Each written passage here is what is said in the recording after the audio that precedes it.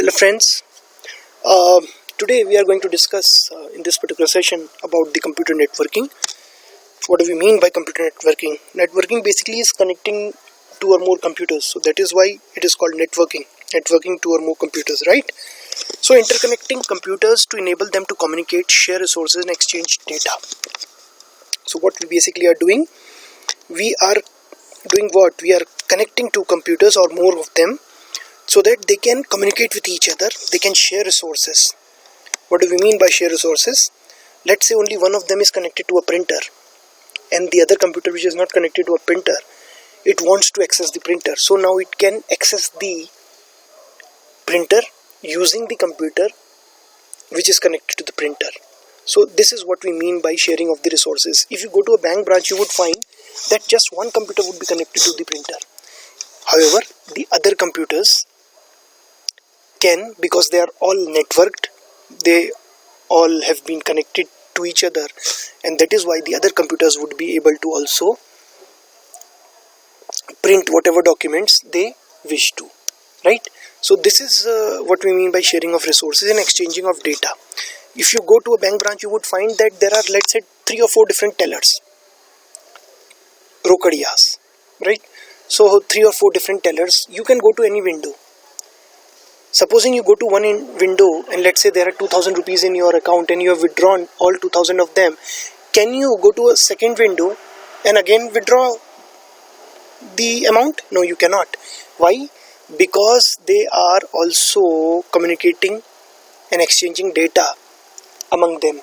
So the moment you withdraw one from a particular teller window, you withdraw rupees 2000, the information gets exchanged and the other computer in some other window, the teller would not allow you to withdraw money from there. Why? Because there is a exchange of data also.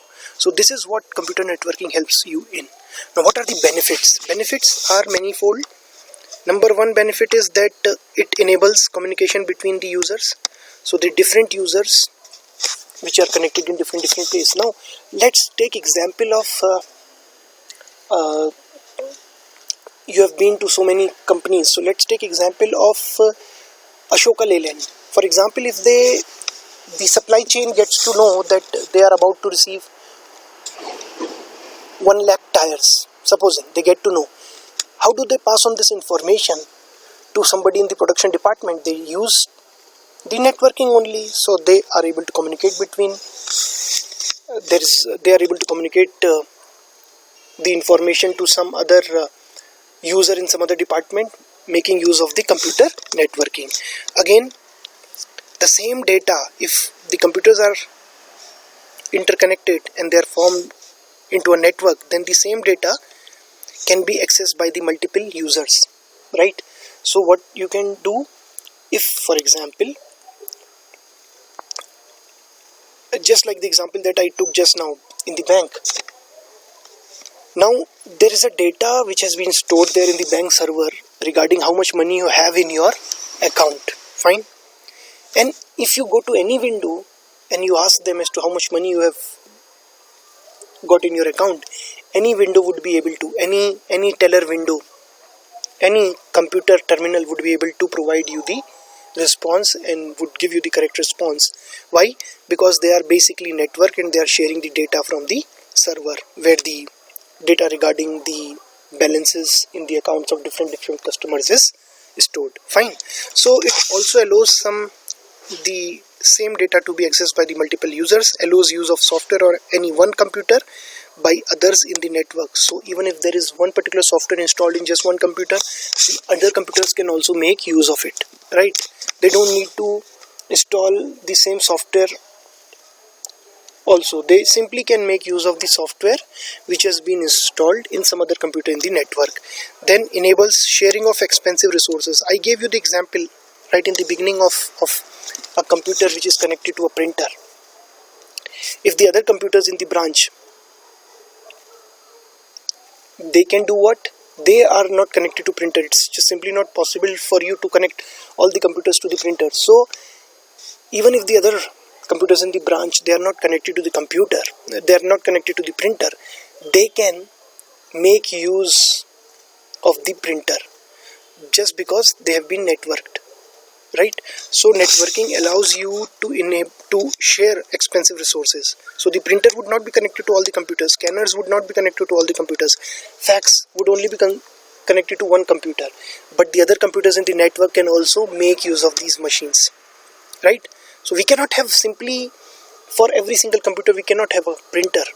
It's very expensive. So what do? We install the we install the printer on a particular computer only. However, the other computers which are part of the network can also make use of that particular resource. Permits decentralized data processing. What do we mean by this? All the computers are connected. Now the connected computers can process centrally stored data and generate information. So they can process the centrally stored data. What happens when you go to a bank branch? I gave you an example of what happens when you go to a particular window and ask about the amount which is left in your account. They will be doing what? They will access the database which is stored in the central server. In the bank branch there would be a server where they've stored all the database. They can access the database, and then what will they do? They will process that database to find out how much money you have left in your account, and they will provide you the response. The same thing would happen, and you would get the same figures, you would get the same response if you go to some other computer terminal in the same bank branch also. Let alone another computer terminal the same branch. If you go to some other branch of the same bank, there also they would be able to provide you the same response. Why? Because they all the bank branches, all the computers have now been connected into a network, right?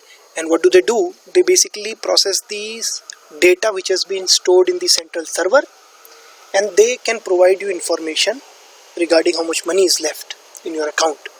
So this is an example of how the computers connected in a network, they process the centrally stored data. What do we mean by the centrally stored data? The server data which is kept at a central location, and they can generate information for you. Is this fine?